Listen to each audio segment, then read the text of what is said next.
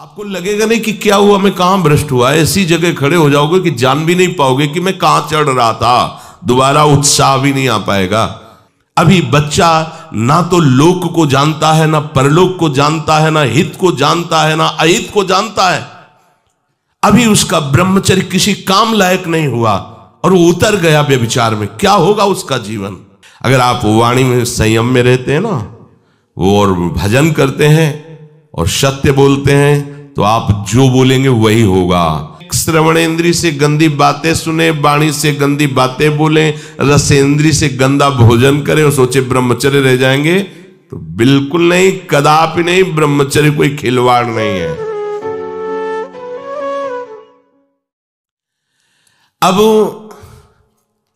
जो इस मार्ग पर, अध्यात्म मार्ग पर, आनंद मार्ग पर चलना चाहते हैं, तो उनको एक इंद्रिय के संयम के लिए पांचों इंद्रियों पर संयम करना होगा, ज्ञान इंद्रियों पर। एक बात सुधारने के लिए, ब्रह्मचर्य का रक्षा तभी वो उपासक कर सकता है जब सर्वतोभाविन ब्रह्मचर्य होगा। एक जनेन्द्रीय के ही ब्रह्मचर्य की पुष्टता का जब आप लक्ष्य कर लोगे, तो उसकी पुष्टता के लिए आपको सर्वतोभावेन ब्रह्मचर्य धारण करना पड़ेगा। सर्वतोभावेन नेत्र का ब्रह्मचर्य, जो नेत्र किसी को भी देखकर भोग कामना कर लेते हैं, भोग बुद्धि से देखते हैं वस्तु को, व्यक्ति को, किसी को भी, ये नेत्र से बेविचार हो रहा है। इसीलिए सावधान रहना चाहिए। जैसे नाटक, सिनेमा आदि हैं, वहां तो जान रहे हो चित्र हैं, पर उनमें जो अभिनय करने वाले जन हैं वो तो संसारी जन ही है ना। उनका पहनावा, ओढ़ावा, हाव भाव, अंग प्रत्यंग, अगर आप भगवत भाव से युक्त है तो संपूर्ण सृष्टि में कहीं भी दृष्टि जाए अपने प्रभु की भावना होती है। पर वहां तक पहुंचने के लिए आपको ये त्यागना होगा ना। आप किसी का अनुकरण न करें, आप अपनी स्थिति को देखें। अगर आप किसी का अनुकरण करते हैं कि हमने उनको देखा है, वो टीवी देख रहे हैं, तो टीवी में क्या देख रहे हैं, कहाँ स्थिति है, हमें क्या पता। हमको जहां पहुंचना है उसके लिए हमारे लिए बाधक है, हमें नहीं देखना है। अगर आप माना कि कोई नाटक ही देख रहे हैं, कोई ऐसे सीरियल ही देख रहे हैं, पर उसमें अभिनय करने वाले तो संसारी भोगी पुरुष ही है ना। आप कोई त्यागी जितेंद्रीय महात्मा को थोड़ी देख रहे हैं।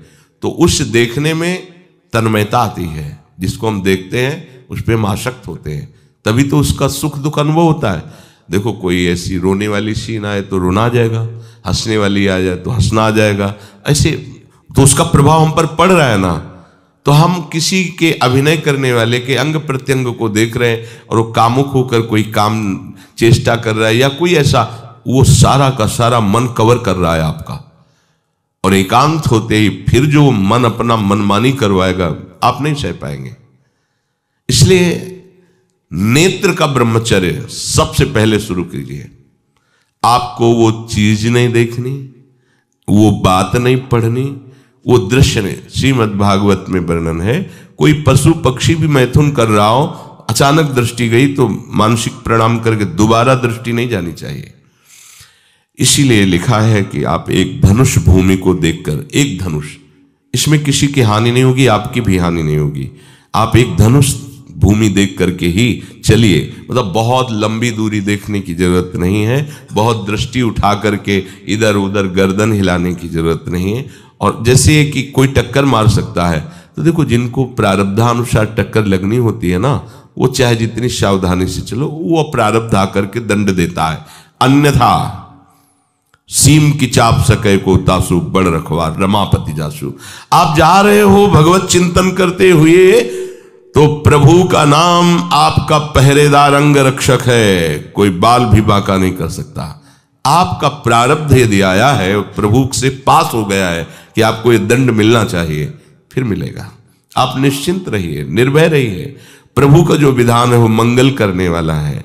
देखो इतने बड़े महापुरुष पूज्य श्री राधा बाबा, श्री आद्याशक्ति भगवती की प्रसन्नता की आराधना कर रहे हैं, क्योंकि श्री कृष्ण हमारे पति हों, इस सिद्धांत की पुष्टता के लिए। और पैर फिसल जाता है, स्नान करने जाते हैं, खड़ाऊ पहने हुए थे और अंग टूट जाता है, दवा नहीं लेते, बांस की खिपचाल बांधकर पुनः अनुष्ठान में बैठते हैं। बलिहारी ऐसी सामर्थ्य की, ये भागवतिक प्रारब्ध ऐसे महापुरुषों को भी दंड दे देता है। देखो ना, ऐसे महापुरुष जो ऐसी ऊंचाई पर पहुंचे हैं और इतने भागवत भजन में नियम निष्ठ है, उनको भी प्रारब्ध दंड दे रहा है शरीर को। तो अपने को इससे निश्चिंत हो जाना है। जो होना है उसे रोक नहीं सकते, जो नहीं होना उसे कोई कर नहीं सकता। अपने आराध्य देव के चिंतन में ज्यादा नेत्रों को इधर उधर दौड़ाने की जरूरत नहीं है।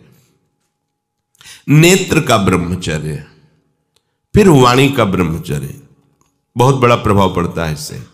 यदि आप जबान से अश्लील बातें, गंदी बातें, कामुक बातें करेंगे तो आप ब्रह्मचर्य रह ही नहीं सकते। अगर आप वाणी से परस्पर शरीर आकर्षण वाली बातें करेंगे, बट उसको देखा तुमने क्या, बस आप गए। चाहे वो स्त्री शरीरधारी साधक हो या पुरुष शरीरधारी, परस्पर आकर्षण संबंधी यदि वाणी खुली आपकी, तो वाणी के व्यभिचार से आपका जनेंद्री का व्यभिचार प्रारंभ हो जाएगा। आप रोक नहीं सकते, नहीं रोक सकते। इसलिए वाणी से भी कोई ऐसी वार्ता ना कीजिए जिससे आपके अंदर काम वेदना बढ़े। श्रवणेंद्री का, कान से गंदी बातें, व्यभिचार की बातें, कामुक बातें सुनना जिससे हमारे हृदय में कामना जग जाए, बिल्कुल नहीं। भले वो किसी को लेकर टीका टिप्पणी की जा रही हो, देखो वो साधक है, उसको हमने देखा वहां ऐसे देख रहा था, वैसे कर रहा था, वो तो आपको समझ में आ रहा है कि किसी साधक की बात कर रहे हैं, वो तुम्हारे नाश के लिए उपाय कर रहे हैं जो आपको ऐसी बात बता रहे हैं। क्यों? क्योंकि आप भी तो साधक हैं। श्रवणेंद्री का व्यभिचार हो रहा है। आराध्य देव के सिवा और कोई बात कान से सुनना उसे व्यभिचार कहते हैं। इसलिए महाप्रभु कहते श्रवण फूटो जो अन सुनो। ऐसा हमारा अगर कान कुछ और सुने तो फूट जाए, नेत्र कुछ और देखें तो ये नेत्र नष्ट हो जाए, वाणी कुछ और बोले तो मुख हो जाए। हमारी श्रवणेंद्री का व्यभिचार नहीं होना चाहिए। धर्म की बात, अपने आराध्य देव की बात, शास्त्र सम्मत बात हम श्रवण करें। अन्यथा अगर कोई ऐसा मित्र है या हमारा साथ में रहने वाला है, कोई किसी भी साधक की को लेकर बात कर रहा है, तो भी हमें कान में उंगली डाले नहीं। हम कोई ईश्वर थोड़ी कि हम किसी को संभाल लेंगे, हम अपने को नहीं संभाल पा रहे। हमारे सामने किसी की बात मत करो, ऐसी करना है तो प्रभु की चर्चा करो, अन्यथा मत करो। तो अगर आप श्रवणेंद्री का ब्रह्मचर्य, वाकेंद्री का ब्रह्मचर्य, नेत्रेंद्री का ब्रह्मचर्य और त्वगेंद्री का ब्रह्मचर्य, अनावश्यक किसी को स्पर्श मत करो। परस्पर विरोधी शरीर को तो भूल कर मत करो। विरोधी शरीर जिससे हमारा पुरुष शरीर है, सामने स्त्री शरीर है, तो किसी भी तरह से सेवा के लिए संकेत करना या किसी भी सेवा के लेन देन में बचाव पक्ष में रहो। यहां रख दीजिए सामान, फिर आप उठा लीजिए। सीधे हाथ में सामान लेना नहीं, सीधे हाथ में सामान देना नहीं, जमीन में रख दीजिए। बहुत पवित्र है तो आप कुर्सी पे जो भी आसन उसका हाथ में लेने का नहीं। परस्पर विरोधी भाव वाले शरीरों का स्पर्श बिल्कुल निषेध है, किसी भी कारण से न किया जाए। मान लीजिएगा ये बहुत मतलब आवश्यक है, यदि आप इसमें चूक कर गए तो धीरे धीरे आप फिसल के वहीं खड़े हो जाएंगे जहां से चढ़ना मुश्किल है। किसी भी साधिका को, किसी भी साधक को परस्पर लेन देन हाथ में नहीं करना चाहिए। मानो हमारी बात, आपको माला देनी है, चौकी पे विराजमान करो, हम उठा लेंगे। हमें कोई सामग्री, ये सामान रखिए, आप उठा लीजिएगा। कभी भी कोई भी परस्पर मुस्कुराहट, बातचीत, ऐसे कोई इशारे यदि दिखाई दे तो आप बचो और उसको बचाओ। साधक है, साधिका है, उससे गलती हो सकती है, आपसे भी गलती हो सकती है। आप सत्संग सुनते हैं, आपको लगा कि इसकी मुस्कुराहट, इसकी कुछ चेष्टा ऐसी दिखाई दे रही है जो हमारे अंदर कामुकता पैदा कर सकती है, उसको भी बचाओ और स्वयं बचो, तो भगवान आप पर प्रसन्न हो जाएंगे। वो देख रहे हैं अंदर की बात। साधक को बहुत सावधान रहने की आवश्यकता। ये इसको खिलवाड़ मत समझो, इसीलिए कह रहे हैं ये अध्यात्म है, ये परमार्थ है। आपको लगेगा नहीं कि क्या हुआ, मैं कहां भ्रष्ट हुआ, ऐसी जगह खड़े हो जाओगे कि जान भी नहीं पाओगे कि मैं कहां चढ़ रहा था, दोबारा उत्साह भी नहीं आ पाएगा। बात अच्छे से समझ लीजिए। तो हमारी त्वगेंद्री का व्यभिचार ना होने पावे, सहसा किसी का इस पर किसी की भी अगर सेवा करने का सौभाग्य मिले, फिर उसमें ये प्रश्न नहीं उठता। अगर कोई गिरा पड़ा है भला ऐसी स्थिति में कि मुझे अत्यंत आवश्यक है उसे उठाना, अगर नहीं उठाते तो वो कष्ट पा रहा, अचानक कोई गिर जाए, फिर हम ये नहीं देखेंगे, फिर ये हम सूत्र नहीं स्वीकार करेंगे कि अब हम तो ब्रह्मचारी हैं, अब हम खड़े खड़े देख, नहीं, उसको अत्यंत आवश्यकता है हमारी। अब उस समय हम भूल गए अपने आप को और उसको उठा करके अगर हमें अस्पताल ले जाना, अस्पताल ले जाएंगे, जरूरत है हम उसकी सेवा करेंगे। सावधान, वो भगवत भाव से की हुई सेवा तुम्हारे अंदर आध्यात्मिक शक्ति पैदा करेगी, काम भावना नहीं पैदा करेगी। हमारी मां बीमार हो और हमें उसे पता चला कि शौच कर दिया है, हमें शौचाना पड़े, हमें उसका मल धोना पड़े, तो क्या हमें काम जागृत हो जाएगा? क्या मेरी मां है, हमारी बुद्धि कभी ऐसी नहीं होगी। आपका पिता है, आप लड़की हो, कोई दूसरा रह नहीं गया और वो बीमार है, आपको ऐसी क्या काम जागृत हो जाएगा? क्या अगर ऐसी सेवा में काम जागृत होता तो कोई नर्स ही अस्पताल में नहीं होती। हर सेवा उसको करनी होती है, नर्स को, चाहे वो स्त्री शरीर हो चाहे पुरुष शरीर हो, परस्पर विरोधी शरीरों की सेवा, पर कहीं काम थोड़ी जागृत होता है, क्योंकि उसको अपने सेवा धर्म से मतलब है। तो ये सेवा के समय इस सूत्र को न देखा जाए, पर ध्यान रखें, अत्यंत आवश्यक जहां आपके सिवा नहीं हो सकता, वहां अगर हमें ऐसा अवसर मिलता है कि सेवा उसे हो सकती है तो हम पहले उसे प्रेरित करेंगे। और अगर ऐसा है कि अब कोई नहीं है, फिर हमारा परम धर्म जागृत हो जाता है परहित का। अगर हमारा कोई निंदा भी करे, कोई शरीर की भी हानि हो जाए, अब हम परवाह नहीं करते। परहित सरिस धर्म नहीं भाई, इससे बड़ा कोई धर्म नहीं है। पर ध्यान रखें, भगवान को साक्षी करके ये उस समय की बात है जहां बिल्कुल कोई अब गुंजाइश नहीं रह गई है। त्वगेंद्री को ऐसे सहसा किसी आप पुरुष शरीरधारी पुरुष को भी सहसा इससे आप में शक्ति जागृत होगी। यदि आप वाणी को मौन रखते हैं और भगवान नाम जप करते हैं और सत्य बोलते हैं, तो आप जब कभी जो कुछ भी बोलेंगे वैसा ही सत्य होगा। गांधारी जी ने कोई तप नहीं किया था, जब सुना कि मेरा ब्याह धृतराष्ट्र से हो रहा है जो बाह्य नेत्र रहित है, उसी समय पट्टी बांध ली कि जब मेरा पति संसार को नहीं देख सकता तो मैं भी संसार को नहीं देखूं, जब मेरा पति मेरे रूप को नहीं देख सकता तो मैं भी किसी के रूप को नहीं देख, पट्टी बांध ली थी। जब महाभारत का युद्ध चल रहा था, बड़े बड़े वीरों को मार गिराया जा रहा था, गांधारी ने दुर्योधन से कहा, सुन, मुझे पता है कि भीम की गदा को तो झेल नहीं पाएगा, क्योंकि सबसे बड़ी बात भगवान का वरद हस्त उनके ऊपर है।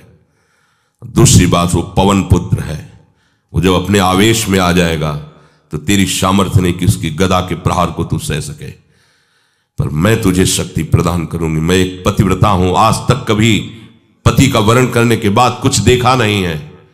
मैं अपने नेत्रों की पट्टी खोलूंगी, तू नग्न होकर मेरे सामने आ जाना। मेरी दृष्टि पड़ते ही वज्र का शरीर तेरा हो जाएगा, किसी के सामर्थ्य नहीं कि तेरे उस अंगों को तोड़ सके। भगवान सब कुछ जानने वाले हैं, भगवान भक्त पक्षपाती होते।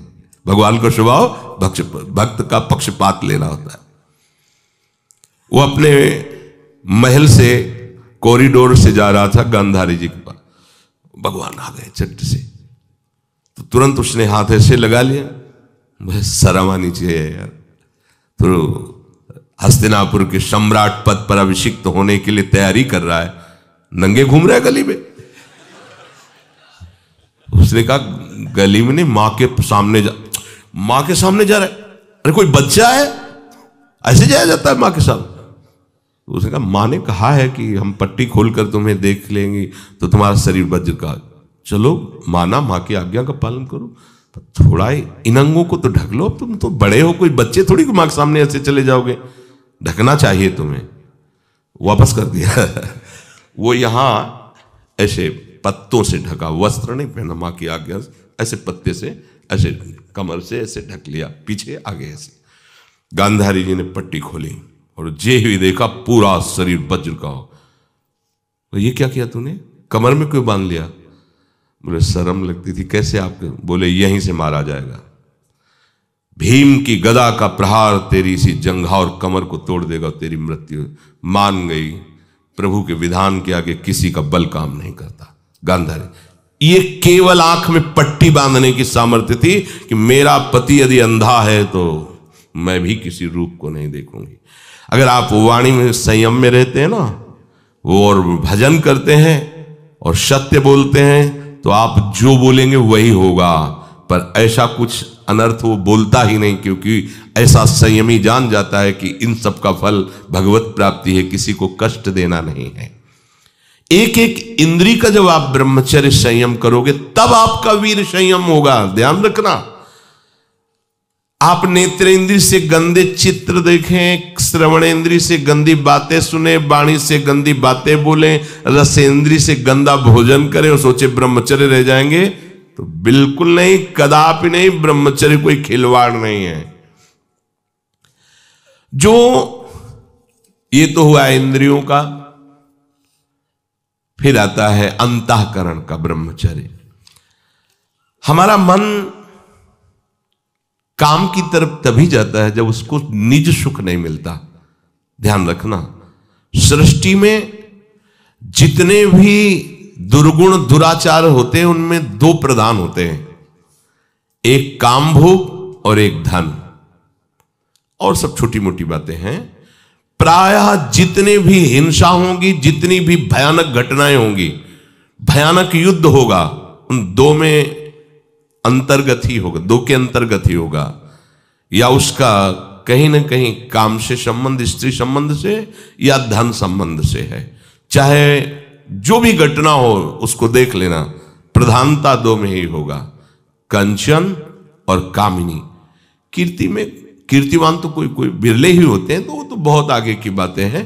पर प्रायः जितने भी युद्ध हैं, जितनी भी हिंसा है, जितना भी भयानक कुकृत्य है, इन दो में ही होता है। उपासक को ये बात समझनी चाहिए, मन को समझाना चाहिए, सच्ची मानी। मतलब वाणी में शब्द नहीं होता इन बातों को बताने का, यदि कहीं मन को समझाना चाहिए। देखो, अपने लोग उपासक हैं, हम जहां जहां आसक्त हो रहे हैं उसमें हमारे मन का केवल भ्रम है। शरीर के द्वारों में कहीं सुख है, घृणित द्वारों में कहीं सुख है। अगर सुख होता तो इनके भोगने के बाद हृदय कह देता कि अब कछुनाथ न चाहिए मोरे, शांत हो जाता। फिर ऐसा क्यों होता है कि उसको एक जगह तृप्ति नहीं होती, क्योंकि वहां सुख है नहीं। फिर सोचता है शायद उसमें हो, उसमें हो, उसमें हो। पूरे के पूरे युग के युग व्यतीत हो गए, कल्प के कल्प व्यतीत हो गए भोगते हुए, क्या सुख मिला? क्या स्त्री शरीर सोचता है पुरुष शरीर में सुख है, पुरुष शरीर सोचता है स्त्री शरीर में सुख है, या आदि आदि। अगर सुख होता तो पूरे ब्रह्मांड में पशु पक्षी कीड़ा मकोड़ा सब मैथुन धर्म से युक्त हैं, ये सब सुखी हो जाते हैं ना। जो जितना भोगा सकते उतना ही दुखी, देख लो, अशांत, क्लिष्ट, परेशान और पापाचरण युक्त। ये क्या है? मन को समझाइए। वैरागी भगवत मार्ग का पथिक मन के द्वारा ऑपरेशन करता है हर वस्तु का। ये सब, इसको ऐसा ना समझे कि बड़ी गुप्त बातें हैं। गुप्त बातें हैं प्रिया प्रीतम के दिव्य चिदानंद में रहस्य की, ये गुप्त बातें नहीं, इनको समझो खोल करके। यदि आप किसी भी तरह से हस्तमैथुन आदि के द्वारा, गंदे दृश्य देख करके, गंदी क्रियाओं के द्वारा आप अपना नाश करते रहेंगे, तो ना आप इस लोक में सुखी रहेंगे ना परलोक में। मान लीजिएगा, ये बातें ना तो कही जाती हैं और ना सुनी जाती हैं और ना समझी जाती हैं। इसीलिए हमारा बहुत ही आगे की पीढ़ी जो सनातन धर्मावलंबी, जो भागवत, हर देश से महान भारत देश को क्यों कहा गया? ऐसा भी है कि अन्य देश स्वीकार किया जाता है कि वो हमसे धनी है, स्वीकार किया जाता है कि वैज्ञानिक तत्वों में भी वो हमसे आगे हैं, पर भारत को महान धर्मशाली देश कहा गया है। कोई भी किसी भी देश का धर्म गुरु हो हमारे देश में आएगा और हमारी ऋषियों के सूत्रों से ही अपने धर्म को